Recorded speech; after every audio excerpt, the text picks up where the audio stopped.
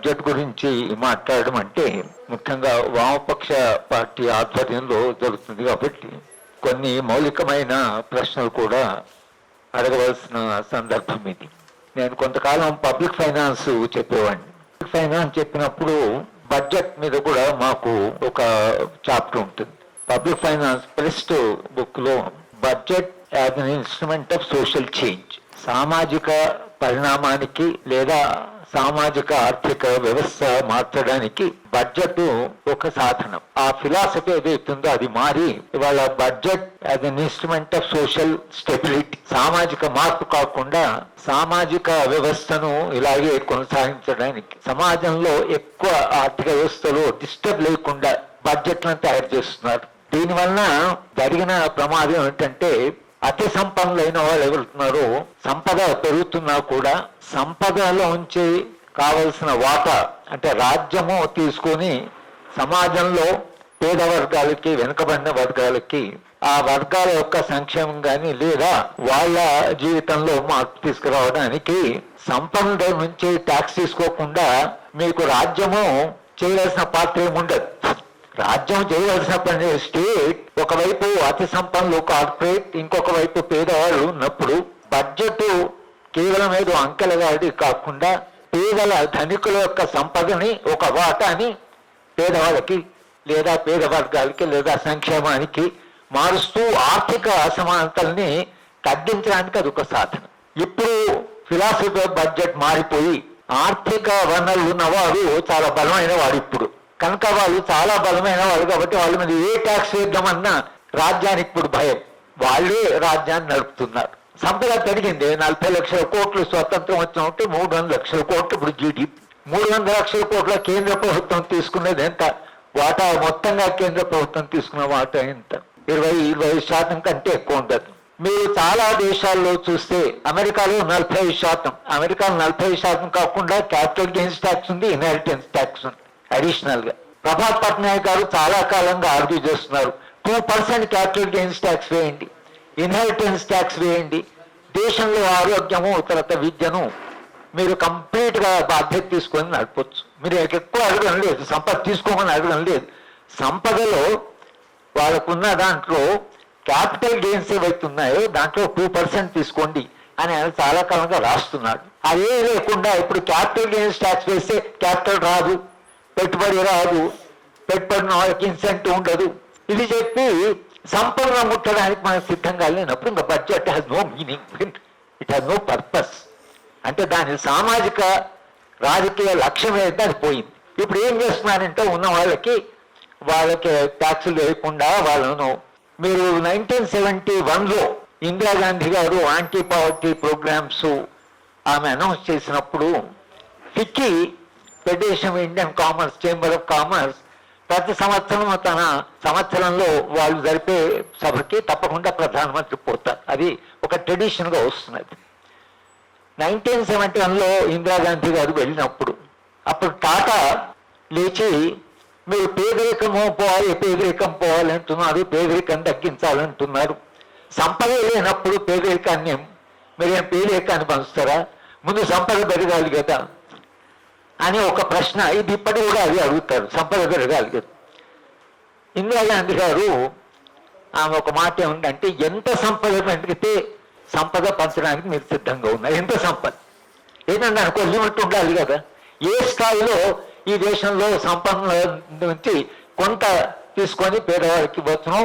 Bread should expand అంటే how much of bread అని ఆమె అడిగింది. సరే దానికి అప్పుడు చేంబర్ ఆఫ్ కామర్స్ ప్రెసిడెంట్లు ఇచ్చి ఇందిరాగాంధీ గారికి దృష్టి ఉంది, బహుశా అందరి శ్రేయస్సు దృష్టి అని ఆమె పేదరికాన్ని మాట్లాడు. మిస్టర్ గాంధీ ఇంకో మాట ఉంది, పేదలు ఇంకా సహించే పరిస్థితులు లేవు. దేశంలో చాలా ఒక రకమైన అటువంటి అన్రెస్ట్ వచ్చింది, అసంతృప్తి ఉంది. మీరు మీ సంపద ముట్టనివ్వకపోతే ఇంకా ఈ సమాజం ఈ రాజ్యాన్ని చాలా కష్టం. ఆమె చెప్పితే అప్పుడు సంపన్నులు కార్పొరేట్ వాళ్ళందరూ కొంత ట్యాక్సులు వేసినా పర్వాలేదు 40-48% ట్యాక్స్ మన తీసి ఉండేది. మొత్తం ఇప్పుడు ఏం చేశారు 30% ఫిక్స్డ్ ట్యాక్స్ సెంట్రల్ గవర్నమెంట్ వాళ్ళకి అందరికీ 30%. యూనివర్సిటీ ప్రొఫెసర్కైనా చిన్న ఉద్యోగకైనా ఎవరికైనా 30% ట్యాక్స్. 30% ట్యాక్స్ అతి సంపన్నుల మీద ఎందుకు వేస్తున్నారు? వాళ్ళు కూడా సంపద ఎక్కడి నుంచి మీకు వస్తే ఆదాయం? ఇది ప్రధానమైన ప్రశ్న. పెట్టుబడిదారు దేశాలు కూడా ఇంత కన్సెషన్స్ ఇవ్వవు. నేను స్వీడన్లో ఉన్నాను. స్వీడన్లో 65% ట్యాక్స్, ఆల్ స్కాండినేవియన్ కంట్రీస్లో 65% ట్యాక్స్ తీసుకొని ఏం చేస్తున్నారు? స్వీడన్లో entire education is free, entire health is free, transport and communication subsidize, employment is guarantee. అంటే ఇప్పుడు అందరూ 100% ఎంప్లాయ్మెంట్ గ్యారంటీ ఇచ్చి ఆరోగ్యము విద్య సంపూర్ణంగా సామాజిక రంగంలో ఉన్న తర్వాత ఆ సమాజంలో సమస్యలు అవసరం లేదు. నేను పౌరత్వ నాయకులు కలవాలి అని నేను ప్రొఫెసర్ నడితే పౌరత్వ ఉద్యమమే లేదు. పౌరత్వ ఉద్యమం లేదంటే ఫెమినిస్ట్ ఉద్యమం ఉంది, లేదా నార్త్ పోల్ నుంచి దాని ఉంది. కానీ అంటే హక్కులు కాపాడబడుతున్నప్పుడు హక్కుల ఉద్యమాలు ఎందుకుంటాయనే ప్రశ్న కూడా ఒకటి వచ్చింది. ఆరోగ్యము, విద్య, ట్రాన్స్పోర్ట్, ఎంప్లాయ్మెంట్. ఏ దేశమైనా అంతిమంగా మీరు ఏం చేయాలి? తెలంగాణ అయినా మొత్తం భారతదేశం అయినా ఎంప్లాయ్మెంట్ని ఎట్లా గ్యారంటీ ఇవి ఒకవేళ ఈ రంగాన్ని తీసుకున్నప్పుడు సంపన్నులు అది కదా, ఒకవేళ 60% తీసుకున్నా వారికి ఏం తప్పు, సంపద తగ్గదు. మా ఎకనామిక్స్లో మనం ఏం చెప్తామంటే ₹1 వాడికి ₹1 పెడితే అది 0 వాల్యూ. కానీ ఆకలి ఇచ్చిన వాడికి ₹1 100% వాల్యూ. సంపద బెటర్గా డిస్ట్రిబ్యూట్ అయితే మ్యాక్సిమైజేషన్ ఆఫ్ వెల్త్ అంటే, కానీ సంపద ఇంత విపరీతంగా పెరిగి అదాని సంపద పెరుగుతూనే ఉంది, అంబానీ సంపద పెరుగుతూనే ఉంది, లక్షల కోట్లు వస్తున్నాయి. వాళ్ళు సంపద ఇవ్వడానికి సిద్ధంగా లేదు, వీళ్ళు తీసుకోవడానికి సిద్ధంగా లేదు. ఎప్పుడైతే కేంద్రం ఈ మాట నేను కేంద్రం గురించి ఎందుకు మాట్లాడుతున్నా అంటే, రాష్ట్ర ప్రభుత్వాలకి ట్యాక్స్ వేసేది కూడా అధికారాన్ని తీసుకున్నారు జిఎస్టీ ద్వారా. ఆ జిఎస్టీ ద్వారా తీసుకొని అప్పుల్లో మనకి ఇస్తారు. మన వాటా ఎంత అనేది అప్పుల్లోంచి మనకు కొంత ఇస్తారు ప్రతి రాష్ట్ర ప్రభుత్వానికి. కానీ వాళ్ళు అక్కడ వాటా పెరిగినప్పుడు వీళ్ళకి వచ్చే వాటా కూడా తక్కువనే ఉంటుంది. కనుక మొత్తంగా ఇవాళ బడ్జెట్ గురించి మాట్లాడేటప్పుడు వామపక్ష పార్టీలో ఒక ప్రధానమైన ఏంటంటే, ఈ దేశంలో ఉండే ఆర్థిక అసమానతను తగ్గించడానికి సరే పోరాటాలు ఉంటాయా అది వేరే విషయం, కానీ ఆర్థిక అసమానతను తగ్గించడానికి ఒక మార్గం ఏమిటంటే ట్యాక్స్ అనేది, బడ్జెట్ అనేది అది ఒక మార్గము. దాని ద్వారా అతి సంపన్నులైన వాళ్ళు, అతి విపరీతంగా సంపద పెరుగుతున్న వాళ్ళ మీద మీరు ఒకవేళ ట్యాక్స్ వేయకుండా అందరికీ 30% ట్యాక్స్ అంటే అక్కడ బడ్జెట్ పెరిగిపోతే ఇక్కడ బడ్జెట్ పెరగదు. ఇది ప్రధానమైనటువంటి ఒక సమస్య. ఈ అభివృద్ధి నమూనా ఏదైతే మనం దాంట్లో ఇరుక్కపోయామో ఏ రాష్ట్రం కూడా దాంట్లో బయటపడలేదు. అది అభివృద్ధి నమూనానే, దాని స్ట్రక్చరే అంత పవర్ఫుల్ అయిపోయింది. ఇంకెవరు దాన్ని ముట్టే పరిస్థితి ఇప్పుడు లేదు. ఆ ముట్టేటువంటి పరిస్థితి లేదు కాబట్టి అన్ని రాష్ట్రాలు ఉన్న దాంట్లో ఉన్న బ్లడ్లోనే అంత ఇంత పంచాలనేది అది తెలంగాణ ప్రభుత్వం అయినా వేరే ప్రభుత్వాలైనా ఆ బడ్జెట్లో అన్ని రాష్ట్రాలకు, వెస్ట్ బెంగాల్ లాంటి రాష్ట్రము, తమిళనాడు లాంటి రాష్ట్రాలకు సంపద కూడా చాలా ఉంది. వాళ్ళ సంక్షేమం మీద కూడా చాలా ఖర్చు పెడుతున్నారు. తప్పకుండా వాళ్ళ ఆదాయాలు బాగానే. తెలంగాణ కూడా అడ్వాంటేజ్ ఉంది. తెలంగాణకి చిన్న రాష్ట్రము హైదరాబాద్ నగరంతో ఉంది. హైదరాబాద్ నుంచో 1,00,000 కోట్ల దాకా ఆదాయాలు ఉన్నాయి. కనుక తెలంగాణకు నిజంగా తెలంగాణ రాష్ట్రం వచ్చి సర్ప్రైజ్ బడ్జెట్.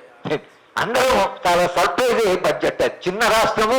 తమిళనాడు, కర్ణాటక వాళ్ళ ఎంత ఇది ఉందో ఆ దాంతో పోల్చబడిన బడ్జెట్ మనకు ఉండేది. వాళ్ళు కూడా అంతే బడ్జెట్ ఉన్నప్పుడు 2,00,000 కోట్లు, మనకు 1,80,000 కోట్లు ఉంది. ఆ 1,80,000 కోట్లని సరిగా అప్పుడు 10-12 ఏళ్ల క్రితము సరిగా చేసి వాళ్ళు కొంచెము ట్యాక్సులు వేసి నిజంగా తెలంగాణలో ఆర్థిక అసమానతలు తగ్గించే దిశగా పోవడానికి తెలంగాణకు ఒక అవకాశం. ఎందుకంటే అది ఉద్యమం నుంచి వచ్చిన ఒక రాష్ట్రం కాబట్టి అప్పుడు నిజంగా ప్రిపేర్డ్నెస్ కూడా చాలా ఉంటుంది. సంపన్నులో కూడా ఒక ప్రిపేర్, మొత్తం రాష్ట్రం మారింది, మొత్తం కొత్త రాష్ట్రం వచ్చింది, చాలా రాజధానులతో వచ్చింది. కనుక రాష్ట్రం ట్యాక్స్ వేసిన వాళ్ళు దానికి కొంత సంసిద్ధంగా ఉంటారు. అది చేయకుండా కొత్త రాష్ట్రం కాబట్టి అప్పులు తీసుకునే క్రెడిబిలిటీ చాలా ఉంటుంది. కాబట్టి ఎక్కడ పడితే అప్పుడు అప్పులు చేయడం మొదలుపెట్టాడు. ఎక్కడ దొరికితే అక్కడ అట్లా 6,00,000 కోట్ల అప్పు చేశారు. అది క్యాపిటల్ ఇన్వెస్ట్మెంట్ చేశారు కొన్ని సంక్షేమ కార్యక్రమాలు. ఇది అందుకే వాళ్ళకి ఇంకా సోషల్ బేస్ ఉంది. కానీ వాళ్ళు చేసినటువంటి అన్యాయం ఏమిటంటే, నిజానికి తెలంగాణ రాష్ట్రం వచ్చిన తర్వాత బడ్జెట్ 12-13% ఉన్న బడ్జెట్ కంబైన్ స్టేట్లో విద్యారంగానికి 6.5% ఎట్లా ఎక్స్ప్లెయిన్ చేస్తామని ఇది విద్యను కేజీ టు పీజీ ఉచిత విద్య అనే నినాదంగా వచ్చిన తెలంగాణ రాష్ట్రంలో ఉమ్మడి రాష్ట్రంలో ఇచ్చినంత బడ్జెట్ కూడా మనం ఇవ్వలేదు. దానివల్ల ఏమైంది, విపరీతంగా హైదరాబాద్ నగరమే పెద్ద నగరం కాబట్టి ప్రైవేట్ విద్యను ప్రోత్సహిస్తూ ప్రైవేట్ యూనివర్సిటీసు ఇంత చిన్న రాష్ట్రానికి 13 ప్రైవేట్ యూనివర్సిటీ దాకా ప్రైవేట్ యూనివర్సిటీ వద్దని అప్పుడు తెలంగాణ పోరాటంలో మనం మాట్లాడితే కేజీడుతో ఉచిత విద్య అన్న వాళ్ళు ప్రైవేట్ విద్యను విపరీతంగా దాన్ని పోషించడం వల్ల ఇవాళ ప్రభుత్వ స్కూళ్ళ పరిస్థితి దీనంగా ఉండడం, దాదాపు 60-70% ఆత్మనిర్మూలి కమిషన్ ప్రకారం 60-70% పిల్లలంతా ప్రైవేట్ స్కూళ్ళల్లో ఉన్నారు. ప్రభుత్వ స్కూళ్ళు కూలిపోతున్నాయి.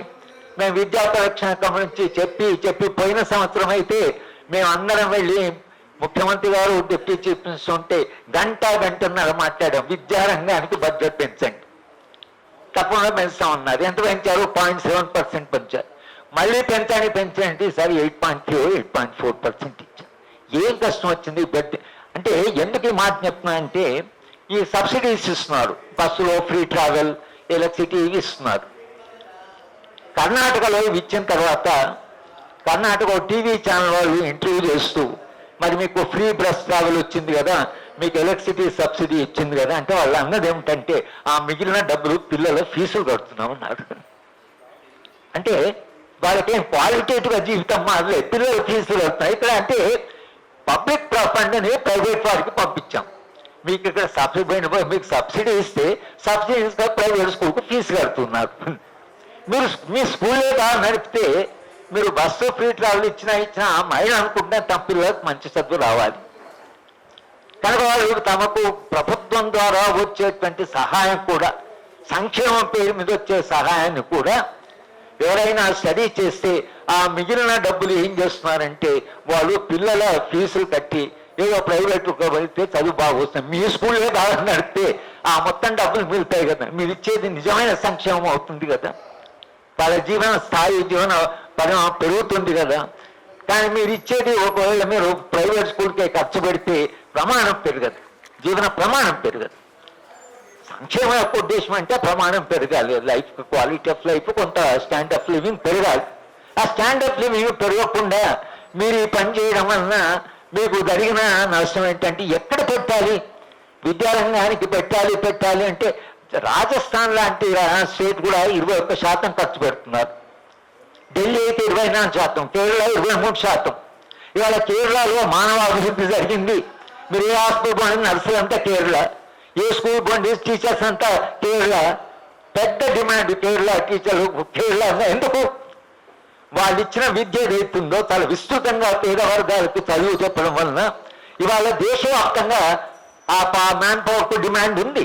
కేరళ మ్యాన్ పవర్కి మానవ అభివృద్ధిలో చాలా అగ్రభాగా ఉన్నారు వాళ్ళు. అమర్త్య సేన్ అయితే నిరంతరంగా కేరళ మోడల్ ఆఫ్ డెవలప్మెంట్ అని రాస్తూ చైనా కంటే కూడా కేరళ ఎక్కువ అభివృద్ధి చెందింది. ఎందుకంటే కేరళలో ఆయన చెప్పిన ఆర్గ్యుమెంట్ అది, నేను దాని మీద క్రిటిక్ రాశాను. ఆయన చెప్పే ఆర్గ్యుమెంట్ ఏంటంటే కేరళలో అభివృద్ధి కాకుండా ఎందుకు ఇంత అభివృద్ధి వచ్చిందంటే చైనాలో ఉండే పరిస్థితులే కాకుండా ఇక్కడ ప్రజాస్వామ్యం కూడా ఉంది, చైనాలో ప్రజాస్వామ్యం లేదు.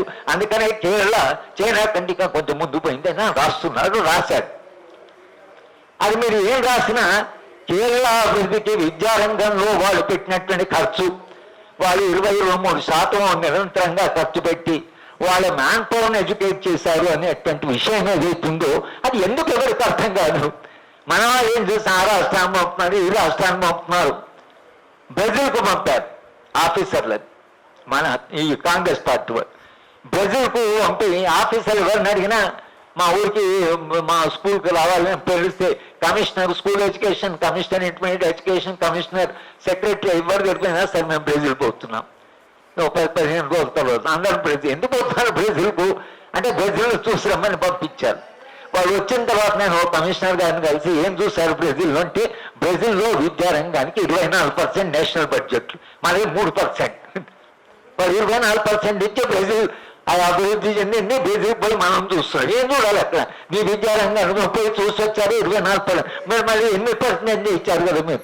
వాళ్ళు 24% కాబట్టి బ్రెజిల్ అభివృద్ధి అని మీ ఆఫీసర్లు చెప్పారు కదా. చెప్పినందుకైనా ఈ బడ్జెట్ పెంచాలి కదా. కనుక విద్యారంగాన్ని గురించి కానీ ఆరోగ్యం కానీ నిజానికి ఇంట్లో ఎవరికైనా జబ్బు చేసిందంటే భయం తప్పించేం లేదు. ఎంత ఖర్చు అవుతుందో ఎంత ఖర్చు అవుతుంది. మీకున్న ఉస్మానియా జనరల్ హాస్పిటల్ పెంచవచ్చు కదా. ఉస్మానియా జనరల్ హాస్పిటల్ పోతే అక్కడ ఇంజక్షన్ లేవంటున్నారు, మందులు లేవంటున్నారు, అంబులెన్సెస్ లేవంటున్నారు.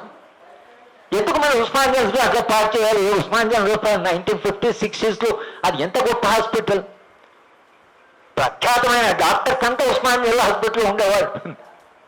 అంత మంచి హాస్పిటల్ మనం ఎందుకు అట్లా కొలాప్స్ చేయాలి దాన్ని? దాన్ని పాడు చేసి ప్రైవేట్ హాస్పిటల్స్ వచ్చేసాయి.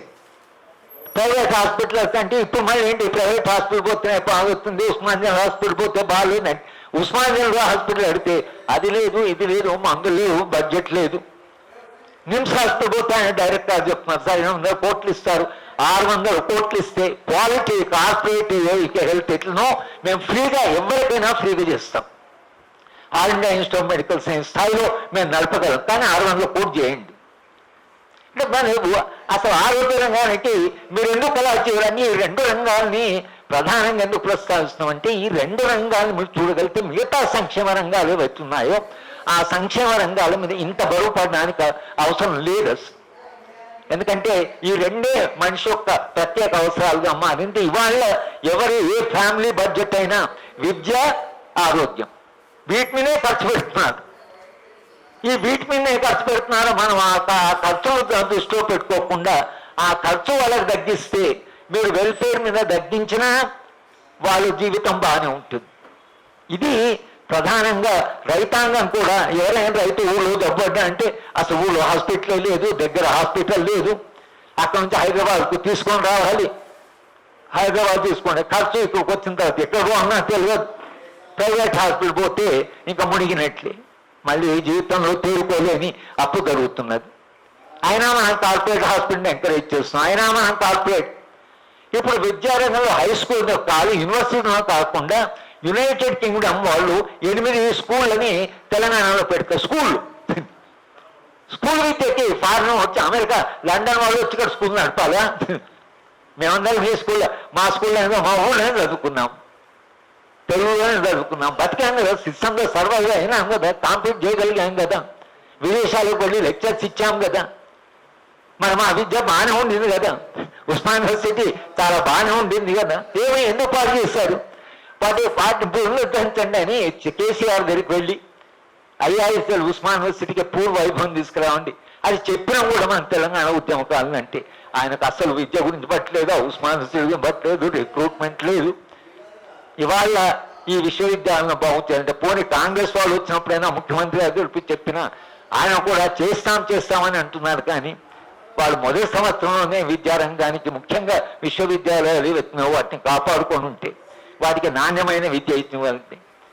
ఉస్మాన్ యూనివర్సిటీలో మేము చదువుకునే కాలంలో మీరు ఆశ్చర్యపోతారు, most expensive journals in the world వచ్చాయి.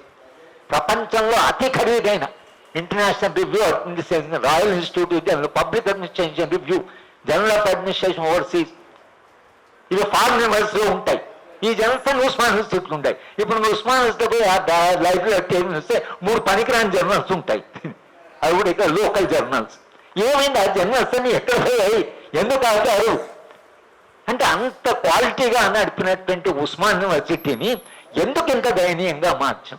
దీనికి కార్పొరేట్ ప్రపంచం వాళ్ళు వచ్చి కార్పొరేట్ యూనివర్సిటీ రావడంతో మీరు పబ్లిక్ ఇన్స్టిట్యూషన్ పాస్ చేశారు. ఇప్పుడు ఏదో బాగు చేయండి అని మేము ఉద్యమం చేస్తున్నాము, నిరంతరంగా ప్రెషర్ పెడుతున్నాము. కోదండరాం సార్ లాంటి వాళ్ళు కాస్త వాళ్ళు చెప్పే పరిస్థితులు ఉన్నారు, చెప్తున్నారు. అయినా ఈ స్ట్రక్చర్ నుంచి వాళ్ళు బయటపడడం లేదు. స్ట్రక్చర్ ఎంత గట్టిగా ఉందంటే, కార్పొరేట్ స్ట్రక్చర్ వాళ్ళ బలం ఎంత ఉందంటే, ముఖ్యంగా కాంట్రాక్టర్ క్లాస్ ఇప్పుడైతే ఇంకా చాలా బలపడ్డారు. కాంట్రాక్టర్ క్లాస్ చేసి ఏం కష్టం అండి, భూమి అంతా భూమి అమ్ముతాడు. ఈరోజు 1,00,000 అన్నాడు, 10 లక్షలు మాడు, ఇంకో 1 కోటి. మా ఊళ్ళో ఒక సంవత్సరం 2 సంవత్సరాల క్రితం మా తమ్ముడు వాడు భూమి అమ్మాడు, 10 లక్షలకి ఏదో అమ్మాడు. ఇప్పుడు అది 1 కోటి, మొన్న పోతే 2 కోట్లు అయింది. అదే భూమి, ఏం ఖర్చు, దాన్ని ఏం పెట్టింది అంటే ధర పెరిగింది. ఎన్నో పెరిగింది. శంకరం గారు ఎప్పుడు నవ్వుతూ చెప్పేవాడు, తన ఇల్లు ఆయన నేను ఊరం కూడా సరిగా ఊడను, దీనికి సున్నం వేయించలేదు, నేను కొన్నప్పుడు 1 లక్ష, ఇప్పుడు 20 లక్షలు అంటే ఎందుకు దాని ధర పెరిగింది, దానికి ఏం చేయలేదు నేను, దాని ధర పెరుగుతూ ఉన్నది. మిగతా వస్తువులంటే ధర తగ్గుతుంది, రియల్ ఎస్టేట్లో ధర పెరుగుతుంది. ఎందుకు పెరుగుతుంది సార్ అడుగుతారు, ఎవరు ఎందుకు పెరిగినట్లు ఇల్లు ధర అంటే ఈ మొత్తం రియల్ ఎస్టేట్ వ్యాపారం, దాంట్లో ఇంకా ప్రొడక్షన్ కూడా లేదు. కొంత టాటా బిర్లా కనీసం వాడు కార్లు ఇల్లు ప్రొడ్యూస్ చేశారు, ఒక ఉత్పత్తి ఉంది కదా. ఉత్పత్తులు ఏమంటే లేబర్ మేనేజ్ చేయాలి, తర్వాత ప్రొడక్షన్ రావాలి, మార్కెట్ మేనేజ్ చేయాలి, వాడి పెట్టుబడిదారికి చాలా బాధ్యతలు ఉంటాయి. అదానికి ఏముంది, ఎక్కడ పోతే అక్కడ గనులు కొనం, ఆ చెట్టు ఇక్కడ పోయి మీరు అందరినీ తీసేసేయండి, అర్థం చెట్టు ఇటు నరకండి, మనుషులు నరకండి, నేను ఇక్కడ పోవాలి. ఏంటి తోవడం ఏమన్నా, దాన్ని విడి చేసిన కొత్త వస్తువు ఏం లేదు దాంట్లో, అక్కడ భూమిలో ఉందా తోకొని అమ్మడం, భూములు ఇటు ఉంటే హైదరాబాద్లో కొనడము అమ్మడము, కొనడం అమ్మడం. ఈ ఎకానమీ అసలు ఇది ఎటువైపోతుంది, ఇది ఏం ఎకానమీ, ఇది అసలు మనుషులకు సంబంధించిందేనా, దీంట్లో మనిషి ఉన్నాడా ఈ ఎకానమీలో అనేటువంటి ప్రశ్నలు ఇవి మౌలికమైన ప్రశ్న. ఉన్న బడ్జెట్లో పాపారావు గారు దాన్ని అనలైజ్ చేసి చెప్పారు, ఒక్కొక్క సెక్టార్కి ఎంత ఇచ్చారు. మా డిసప్పాయింట్మెంట్ ఏంటంటే హెల్త్ ఎడ్యుకేషన్ పెంచమన్నాం, కానీ ప్రభుత్వం వాళ్ళు ఏమంటే పోయిన వాడు అప్పులు చేశారు, ఒకటి దాంట్లో బోల్డ్ అంతా అప్పులు కడుతున్నారు. అప్పులు కట్టడానికి మళ్ళీ అప్పులు చేస్తున్నారు, ఎందుకంటే ఇక ఉన్న బడ్జెట్లో మెయిన్ బడ్జెట్లో అప్పులు కట్టడం మొదలు పెడితే వీళ్ళకి అసలు ఏం మిగలదు. కనుక వీళ్ళు ఏం చేస్తున్నారంటే ఈ అప్పు తీసుకోవడానికి ఇంకో అప్పు తీసుకుంటున్నారు. ఎక్కువగా వాళ్ళు చేస్తున్న పని ఏంటంటే వాడు 7.5% తీసుకుంటే ఇక్కడ 5% దొరికితే 5% అప్పు తీసుకొని 7% అప్పు కప్పి ఇంట్రెస్ట్ తగ్గుతుందని ఆలోచిస్తున్నారు. ఆయన చేసిన అప్పులంతా ఏం చేశాడు, పంచాడు. తనకు తోచినట్లు రైతు బంధు అని చెప్పేసి ఎవ్వరు పనికి రానివాడు, భూమి తెలియనివాడు ఎందుకు ఇవ్వాలండి అట్లా, అసలు ఎంత బాధ్యతారాహిత్యం అది. అసలు మా బంధువు ఒక ఆయన ఉండేవాడు, ఆయన భూమి ముందు ఎక్కడుందో తెలియదు, 4 లక్షలు వచ్చేవి. ఇంట్లో ఇట్లా కూర్చుంటే హైదరాబాద్ 4 లక్షలు పంపిస్తున్నాడు. ఇంకో మా బంధువు ఇంకో ఆమె ఎప్పుడు ఆమె భూమి ఎక్కడుందో ఏ ఊరో కూడా తెలియదు, ఆమెకి 80,000 వస్తున్నాయి. మా అబ్బాయి కూడా కొత్తూరులో వాడికి 1 ఎకరం భూమి ఉంది, వాడు ఫెలోషిప్ వచ్చినప్పుడు ఒకటి తను సెంటర్ పెట్టాలనుకున్నాడు. వాడు కూడా కొన్ని డబ్బులు పిలిస్తే వాడు పోయి రాసిచ్చాను, నేను వ్యవసాయాన్ని కానీ భూమి నేను కల్టివేట్ చేయడం లేదు, ఈ డబ్బులు వాపసు తీసుకోండి. ఎవరు యుగంధర్ గారు కూడా చెప్తున్నారు, తను డబ్బులు ఇస్తామంటే బోర్డు అంత కష్టపడి వద్దాయా బాబు అని పైరవి చేశానని చెప్తున్నాడు ఆయన. ప్రతిదీ వద్దు నాకు డబ్బులు పంపొద్దని. అంటే ఎంత బాధ్యతారహితంగా డబ్బులు పంచడం, ఇష్టం వచ్చినట్టుగా బడ్జెట్ మేనేజ్ చేసి ఆ రాష్ట్రము కాంగ్రెస్ పార్టీకి వచ్చింది. ఏం చేస్తారు వీళ్ళు, కాంగ్రెస్ పార్టీ వాళ్ళు మాట్లాడచ్చు కానీ ఆ స్ట్రక్చరు అటు ఇటు ఇబ్బంది పడుతూ ఉన్నారు. బట్టి విక్రమార్క గారు విద్యారంగాన్ని గురించి మాట్లాడుతూ మీరు ఆయన అంబేద్కర్ను, తర్వాత మహాత్మా పూలే ఎవరిని కోట్ చేస్తే ఎడ్యుకేషన్ ఈజ్ ఎంపవర్మెంట్ అని ఆయన ప్రారంభించాడు. ఎడ్యుకేషన్ ఎంపవర్మెంట్ బడ్జెట్ ఏమి చేశారు. If you think education is empowerment, budget పెంచాలి కదా. బడ్జెట్ పెంచే సరిపోదు, బడ్జెట్ పెంచడంతో పాటు విద్యారంగం మీద చాలా రిక్రూట్మెంట్ చాలా జాగ్రత్త ఉండాలి, టీచర్స్ మోటివేటెడ్ ఉండాలి, నిరంతరంగా వాళ్ళు మోటివేట్ చేయాలి. ఎవరు నన్ను టీఆర్ఎస్ పార్టీ క్లోజ్ ఉండేవాళ్ళు, నాకు కూడా క్లోజ్ ఉన్న వాళ్ళు వచ్చి అడుగుతారు, సార్ కోదండరామ్ గురించి మీరు చాలా చెప్తుంటారు, కోదండరామ్కి ఏం చేసేది ఉండేది, కోదండరామ్కి ఏమి ఇచ్చేది ఉండేది మా పార్టీ. చెప్పిన కోదండరామ్కి ఏం లేదు, ఆయన ఒక అధ్యాపకుడుగా ఉద్యమంలో ఉన్నాడు, ఆయన జయశంకర్ గారు లేరు, సార్ ఒక్కడు మిగిలాడు. మరీ చెన్నారెడ్డి ఇన్స్టిట్యూట్ ఆయనకి ఇచ్చి ఈ రాష్ట్రం ఉండే ఉపాధ్యాయుల్ని, అధ్యాపకులు, గవర్నమెంట్ ఎంప్లాయీస్ని, విద్యార్థులను, యువతని ఒక నవ తెలంగాణ పునర్నిర్మాణం అని ఆయన చేత మీరు ఓరియంటేషన్, ఒక కొత్త ఎంతూజాజం క్రియేట్ చేస్తుంటే, ఒక కొత్త విజన్ క్రియేట్ చేస్తుంటే మొత్తం రాష్ట్రంలో ఒక వైబ్రెంట్గా ఒక చైతన్యవంతమైన వాతావరణాన్ని క్రియేట్ చేస్తుంటే మీకు ఇంతవరకు చాలా మార్పు వచ్చేది. టీచర్ని మోటివేట్ చేయాలి కదా, టీచర్ను మోటివేట్ చేయాలి. టీచర్ ఆటోమేటిక్గా అందరికీ మోటివేషన్ ఉండదు. విద్యారంగంలో ఉపాధ్యాయుడి పాత్ర గురించి మనం నిరంతరంగా చెప్పి మీరు నిర్వహిస్తున్న పాత్ర సాధారణ పాత్ర కాదండి. అన్ని రంగాల్ని మీరు ఓరియంట్ చేయొచ్చు, నాకు కొంత కాన్ఫిడెన్స్ ఉంది. నేను అందరి జైలర్స్కి నేను ఉపన్యాసం ఇచ్చాను సార్, మొత్తం మన ఉమ్మడి రాష్ట్రాల్లో. జైలర్ని ఏం చెప్పండి, వారు సోషల్ రిఫార్మర్. నీకు జీవితంలో చాలా పెద్ద పని వచ్చింది. జీవితంలో నష్టపోయిన వాళ్ళని మళ్ళీ మనుషులుగా మార్చేటువంటి ఇంత పెద్ద బాధ్యత నీ మీద పడ్డది. మీరు ఆటోబయోగ్రఫీ రాసుకుంటే ఎటువంటి క్రిమినల్ని మీరు మార్చారు, ఎటువంటి క్రిమినల్ హ్యూమనైజ్ చేశారు. జైలు అంటే రిఫార్మిస్ట్ ఇన్స్టిట్యూషన్, కాళ్ళు మొక్కేవాళ్ళు కొందరు జైలు. కొందరు జైలు ఫోన్ చేస్తారు, మా జైలుకి వచ్చి వస్తారు చూడండి సార్, మార్చొచ్చు. అంటే you can always make a change. కానీ ఆ చేంజ్ చేయడానికి నీకు అది ఉండాలి కదా కమిట్మెంట్. ఒక మోడల్ ఉన్న మనిషి, ఒక అధ్యాపకుడు, ఒక నిజాయితీ కలిగిన మనిషి, ఒక ఉద్యమం నిర్మాణం చేసిన మనిషి అక్కడ ఉన్నాడంటే వచ్చే వాళ్ళందరూ కూడా ఇన్స్పిరేషన్ ఉంటుంది. ఏం చేయాలంటే మీరు అదంతా ఏం చేయకుండా మొత్తంగా జనాన్ని ఉమ్మడి రాష్ట్రం కంటే దాన్ని అన్యాయంగా తయారు చేసి, ఇక నేను విజయవాడ పోతే పెద్ద కేసీఆర్ కట్అవుట్స్ ఉన్నాయి. కేసీఆర్ కట్అవుట్ విజయవాడ లేదు. ఇక్కడ వస్తే ఆయన జగన్మోహన్ రెడ్డి కట్అవుట్ పెడుతున్నారు. ఇక్కడ మీరు కట్అవుట్ అక్కడ పెడుతుంది, ఎందుకు కట్అవుట్ అక్కడ పెట్టుకుని, నీకు అసలు తెలంగాణలో నీ కట్అవుట్ పెట్టుకోవాలి కదా. తెలంగాణ అంటే బడ్జెట్ ఒక ఫిలాసఫీ ఉంటుంది, బడ్జెట్కు ఒక సామాజిక లక్ష్యం ఉంటుంది. బడ్జెట్ సమాజానికి మార్చడానికి ఒక సాధనము. అంటే పీస్ఫుల్గా సమాజం మారాలి అని అనుకునే వాళ్ళందరూ కూడా వాళ్ళ ఆలోచన ఎట్లా మారుతుంది సమాజం అనడానికి ఒక పద్ధతి అంటే డబ్బులు ఉన్న వాళ్ళ దగ్గర ఎక్కువ తీసుకొని, మన దగ్గర ఇండిపెండెన్స్ వచ్చి 90% ట్యాక్స్ ఉంది, 95% ప్రోగ్రెసివ్ ట్యాక్సేషన్. ఆదాయం ఎక్కువ ఉంటే ట్యాక్స్ ఎక్కువ. నెహ్రూ గారి సోషలిస్టు డెమోక్రసీ సోషలిజంలో అది భాగం. అది మారుతూ తగ్గుతూ ఇప్పుడు ఎక్కడికి వచ్చినాయి స్టాండర్డైజ్. డబ్బులు ఉన్న వారికి డబ్బులు ఎవరికి ఆదాయం ఉన్నా 30%. ఇదే నా దృష్టిలో చాలా ప్రమాదకరం. అది సంపన్లో కూడా చాలా ప్రమాదకరం. కానీ ruling class is not willing. వామపక్ష పార్టీలు సార్లు అంటూ వాళ్ళు చేస్తున్నాయంటే, నాయన బడ్జెట్ అంటే ఇది కాదు, బట్ నువ్వు బడ్జెట్ ఇవ్వతే మేము పోయి ప్రజలను సమీకరించే ఉద్యమాలు చేపట్టి పోరాటాలు జరుగుతాయి, సమాజంలో అసంతృప్తి పెరుగుతుంది. సంపన్నుడు కూడా తాను కాస్త, అందుకనే అతి సంపన్నులు అమెరికాలో ఒక లెటర్ రాశారు, మాకు ట్యాక్స్ ఎక్కువ వేయండి అని, మాకు ట్యాక్స్ ఎక్కువ వేయండి అని. చేసి కొంచెం కష్ట ప్రజల మీద ఖర్చు పెట్టండి అని. వాడికి తెలుసు అమెరికాలో ఉండే ట్యాక్స్ వాడికి తెలుసు అసలు లాంగ్ రన్లో ఏం జరుగుతుందో. అందుకని మహమూద్ మహమ్మద్ సోషలిజం దాంతో వచ్చేసాడు, ఆయన మేయర్ అయిపడి జరుగుతుందని వాడికి తెలుసు. మనకెందుకు అర్థం కావట్లేదు, మనకు తెలియదు. ఇప్పుడు మన కేంద్రంలో ఉండే ప్రభుత్వం అయితే ఇంకా చాలా వెనక్కి పోవాలి. ఇప్పుడు చాలా అనవసరంగా చాలా ముందుకు వచ్చాం, ఇంత ముందుకు రావాల్సింది లేదు, ఇంకా వెనక్కి పోవాలి అనేటువంటి ఆలోచనతో ఉన్నటువంటి సందర్భంలో మనం బడ్జెట్ గురించి మాట్లాడుకుంటాం. కానీ ఇప్పటికైనా మనము సరే ఉన్న దాంట్లో ఏం చేయాలంటే, విద్యకు వైద్యానికి ఇప్పుడు కేటాయించింది సరిపోదు.